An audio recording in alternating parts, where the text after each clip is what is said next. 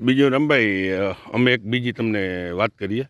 તમે આ જે ખાતર આમાં નાખ્યું છે, પછી તમને આમાં બીજી કંઈ ખબર પડી કે આ ખાતરથી બીજા વધારાના શું બેનિફિટ મળે? વધારાના ફાયદા એટલે મારે આ રીતની માંડવી કોઈ દી થયેલ જ નથી.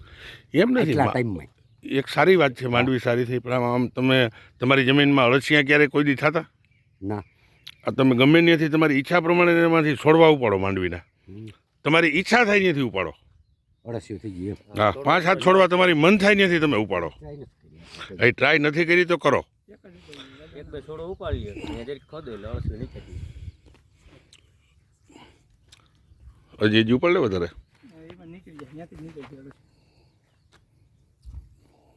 ઉપર ઉપર ઉપર વધારે ઉપર લે વધારે ઉપર લે.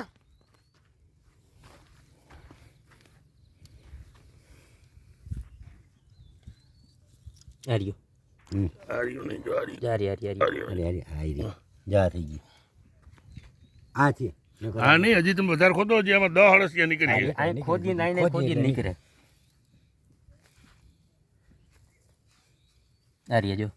હા આરી આરી જઈ જારી બે છે. હાથમાં લ્યો, હાથમાં લ્યો. નવા થયેલા આ નવા જ છે જારી ઝીણા ઝીણા છે હજી. ઝીણા હા, પણ ઝીણા એટલે હજી તો એઠા પડી ગયું જારી હજી શરૂઆત થઈ. આર્યો. આરી અહીંયા એક છે જો નથી જારી ઈ થયું. અળસિયાનો તો અળસિયા થયા ખાતરમાં ના પાયામાં નાખ્યું. અળસિયું હમણાં જ મલક છે પાછી આગળ મીન મિત્રો, આ ગ્રીન ઇન્ડિયા ખાતર નાખવાથી અળસિયું આ પ્રકારના અળસિયા તમારી જમીનમાં ઉત્પન્ન થાય છે, જોઈ લ્યો. પાકું એ તો ફાઇનલ છે. બાકી જો હમણાં પોસી જાય કે ગમે ને ખોદ દે અળસિયું નીકળ્યું નહીં. પાવડો મારો ને કઈ નહીં થાય જ જાય.